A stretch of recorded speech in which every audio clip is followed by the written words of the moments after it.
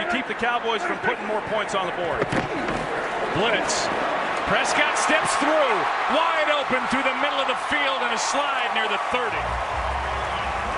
You can see the middle of the field, and what happens? You got Clay Matthews there in the middle. He rushes, and then everyone has their backs to the quarterback. They're in man coverage, and once Dak Prescott recognizes that and it opens up in the middle, he takes it, and nobody accounting for him. Aaron to challenge the spot. Prescott takes it and gets it. In 11 opponent possessions, 9 touchdowns. Now another, Dez Bryant.